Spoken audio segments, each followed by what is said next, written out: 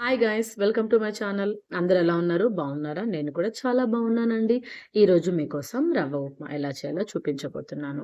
అన్ని టిఫిన్స్‌లో కల్లా easy and క్విక్‌గా అయిపోయే రెసిపీ ఉప్మానే కదండీ. మామూలుగా ఉప్మా అంటే ఇంట్లో వాళ్ళందరూ అబ్బా! ఉప్మానా అని చేసి పెడతారు. బట్ ఈ విధంగా ఒకసారి ఉప్మా చేసి పెట్టండి లొట్టలేసుకుంటూ తినేస్తారు. అందుకోసం ఫస్ట్ ఒక ఎర్రగడ్డ, 2 టమోటాలు, ఒక పచ్చిమిర్చిని సన్న సన్న ముక్కలుగా కట్ చేసి, అలాగే కొత్తిమీర, కరివేపాకు కూడా తీసి ప్లేట్‌లో పక్కన పెట్టుకోండి.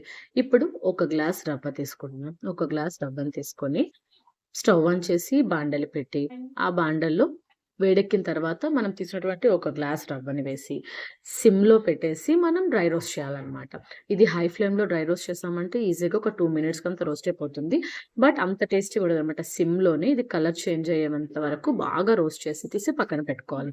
ఇప్పుడు అదే బాండలిలో ఒక 4 స్పూన్స్ ఆయిల్ వేసి, ఆయిల్ వేడెక్కిన తర్వాత అందులో మనం ఆవాలు, అలాగే జీలకర్ర, నెక్స్ట్ ఇంగువ కూడా వేసి, అవన్నీ చిటపటలాడిన తర్వాత మనం కట్ చేసినటువంటి ఎర్రగడ్డ, పచ్చిమిర్చి, కరివేపాకు కూడా వేసి బాగా వేయించండి. ఇవంతా వేగిన తర్వాత ఇందులో అల్లం వెల్లుల్లి పేస్ట్ ఫ్రెష్‌గా రుబ్బింది ఒక స్పూన్ వేసుకొని పచ్చివాసన పోయేంత వరకు వేయించండి.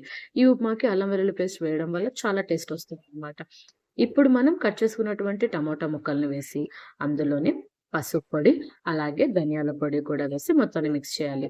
ఆల్రెడీ మనం పచ్చిమిర్చి వేసాం కాబట్టి మిరప్పొడి అవసరం లేదనమాట. సో, టమోటాస్ అన్ని బాగా మగ్గిన తర్వాత, ఒక గ్లాస్ రవ్వకి 3 గ్లాసెస్ వాటర్ పోసుకోవాలి. సో, మనం ఒక గ్లాస్ రవ్వ తీసుకున్నాం కాబట్టి 3 గ్లాసెస్ వాటర్ పోసి, ఇప్పుడు ఇందులో రుచికి సరిపడా కల్లులుప్పు వేసుకోవాలనమాట. రుచికి సరిపడా కల్లులుప్పు వేసుకొని మొత్తాన్ని బాగా మిక్స్ చేయండి. సో, మిక్స్ చేసి మూత పెట్టి హై ఫ్లేమ్‌లోనే ఎసురు కాగనివ్వండి. నాకు ఒక 10 నిమిషాలకి ఎసురు బాగా కాగిపోయిందనమాట. చూసారు కదా! 10 నిమిషాలకి ఎసురు ఎలా తెల్ల కాగుతుందో. ఈ స్టేజ్‌లో మనం ఇందాక డ్రై రోస్ట్ చేసి పక్కన పెట్టుకున్నాం కదండీ రవ్వ. ఆ రవ్వని ఇందులో స్లోగా వేసుకోవాలి. ఆ రవ్వని వేసేసుకొని మొత్తాన్ని ఒకసారి బాగా మిక్స్ చేయండి. ఇప్పుడు రవ్వ వేసుకున్న తర్వాత మనం ఫ్లేమ్‌ని సిమ్‌లోకి అడ్జస్ట్ చేసుకోవాలనమాట. సో, మొత్తాన్ని బాగా మిక్స్ చేసేసుకొని సిమ్‌లో పెట్టి, మూత పెట్టి ఇంకొక 10 నిమిషాలు ఉడకనివ్వండి. జస్ట్ 10 నిమిషాలు చాలండి. ఉప్మా గట్టిపడిపోతుంది. చూసారు కదా! 10 నిమిషాలకంతా ఉప్మా రెడీ అయిపోయింది. ఫైనల్‌గా మనం కొత్తిమీరతో గార్నిష్ చేసేసి వేడి వేడిగా సర్వ్ చేసుకొని తిన్నారంటే చాలా చాలా బాగుంటుంది.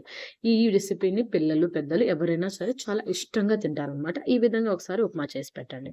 అంతే అండి. టేస్టీ టేస్టీ రవ్వ ఉప్మా రెడీ. ఈ వీడియో మీకు నచ్చినట్టయితే లైక్ చేయండి. అలాగే నా ఛానెల్‌ని ఫస్ట్ టైమ్